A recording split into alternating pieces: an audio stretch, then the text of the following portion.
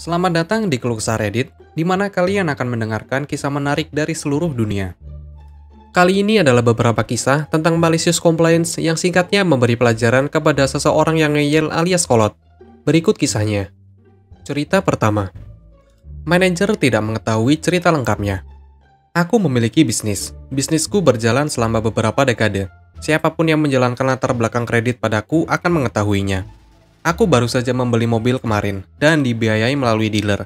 Mereka harus memeriksa kalau aku dipekerjakan oleh bisnis tersebut. Penjual dan aku menertawakannya. Dia telah melihat informasi itu. Manajer masuk dan mengatakan mereka tidak akan menjual mobil kepadaku kecuali aku dapat membuktikan kalau aku dipekerjakan oleh bisnis tersebut. Oke, masuk akal. Kami memiliki hari Jumat libur, dan sebagian besar panggilan diteruskan ke nomor bisnisku.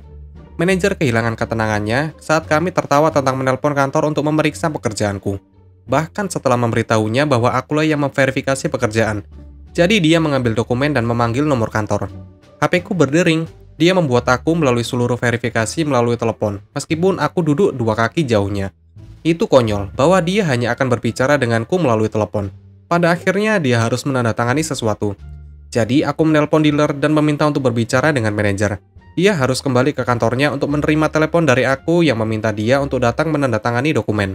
Tidak terlalu jahat, tetapi mungkin paling menyenangkan yang pernah aku alami saat membeli mobil. Cerita kedua. Aku mempermalukan atasan. Aku telah bekerja di tempat yang sama selama lebih dari 20 tahun. Ini dia supervisor baru, kita akan memanggilnya Bos. Supervisor temporer sebelumnya membenci aku karena dia hanya membenci periode wanita. Jadi ketika Bos mengambil alih, supervisor sebelumnya memberitahu tentang aku. Sedikit latar belakang. Aku melakukan pekerjaan dengan sangat baik, tetapi aku tidak mengambil omong kosong siapapun, yang mengakibatkan aku dan supervisor sementara bertabrakan. Jadi ketika supervisor baru mengambil alih, aku dicap orang bermasalah. Bos membenciku sejak hari pertama. Tidak peduli apapun, dia membenciku. Suatu hari di tempat kerja, aku merasa tidak enak badan, dan memberitahu Bos kalau aku harus izin untuk pergi ke rumah sakit. Jika tatapan bisa membunuh, aku pasti sudah mati di hadapannya. Dia tidak ingin aku pergi. Aku tetap pergi dan syukurlah aku melakukannya, karena aku benar-benar sakit. Aku menjalani operasi darurat malam itu dan tidak bekerja selama 2 bulan. Ketika aku tidak bekerja, Bos mengganggu aku setiap minggu tentang kapan aku akan kembali. Dia beruntung karena aku menggunakan obat-obatan berat pada saat itu, dan aku tidak menghiraukannya. 2 bulan kemudian, aku kembali bekerja dan menyadari tidak ada pekerjaanku yang dilakukan oleh orang cadangan yang menggantikanku. Aku memiliki lebih dari 509 laporan yang perlu masuk ke situs web kami.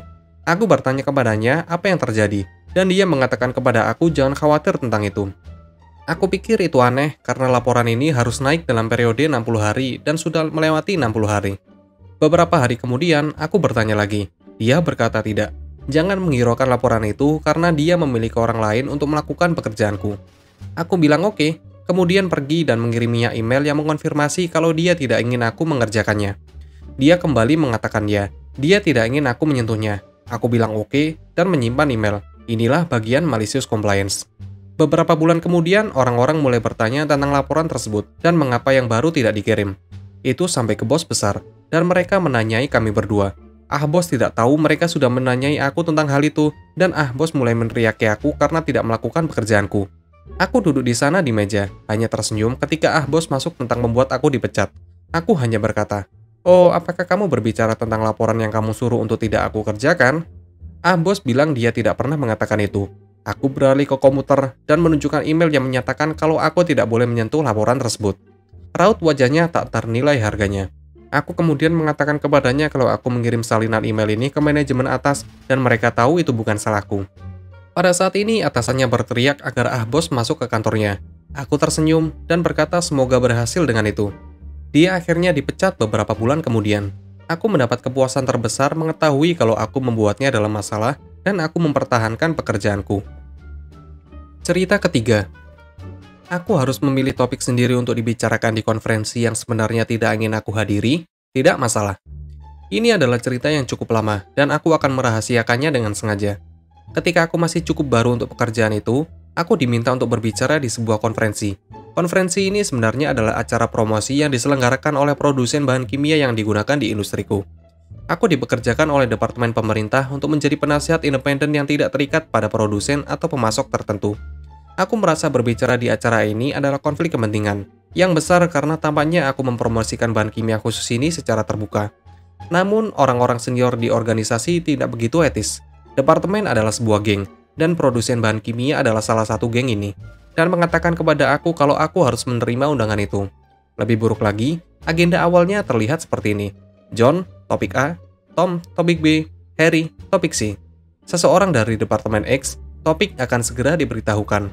Peran seseorang dari X Departemen pergi ke aku secara default karena yang lain. Kandidat yang lebih disukai tidak tersedia. Aku bahkan tidak memiliki tempat atau peran yang sebenarnya dalam agenda. Aku hanya tambahan untuk mengisi celah. Aku bertanya kepada penyelenggara konferensi apa yang mereka ingin aku bicarakan. Bagaimana dengan topik A? Mereka berkata. Aku memberitahu mereka itu sudah diliput oleh John. Diskusi serupa diadakan tentang topik B dan C. Dan akhirnya penyelenggara konferensi berkata, "Baik, mengapa kamu tidak memanggil pembicara lain? Lihat apa yang mereka bicarakan, dan lihat di mana kamu bisa menyesuaikan diri." Tunggu sebentar, itu bukan peranku. Untuk melakukan semua kerja kerasku sendiri untuk menemukan topik, itu adalah peranmu sebagai penyelenggara.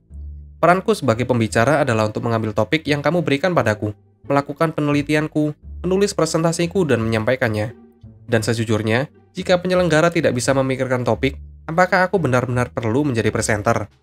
Aku pikir baik-baik saja. Jika mereka ingin aku memilih topikku sendiri, maka aku akan menyajikan sudut pandang lain. Dan sejujurnya, aku tidak bisa memikirkan topik lain karena aku merasa setiap basis telah dibahas oleh orang-orang yang jauh lebih berpengalaman daripada aku. Jadi, aku memberitahu penyelenggara konferensi kalau aku telah memilih topikku, dan aku akan berbicara tentang pekerjaan baru pada produk-produk lain ini. Aku kemudian memegang hasil penelitian dan menulis apa yang menurutku pidato yang cukup bagus. Nah, beberapa hari kemudian, penyelenggara konferensi menelpon aku dan mengatakan kalau mereka sama sekali tidak membutuhkan aku. Tidak ada permintaan maaf untuk membuang-buang waktu kepadaku yang diberikan mereka. Terima kasih telah menonton video ini. Kalian bisa like, komen, dan subscribe channel ini. Sampai bertemu di video selanjutnya.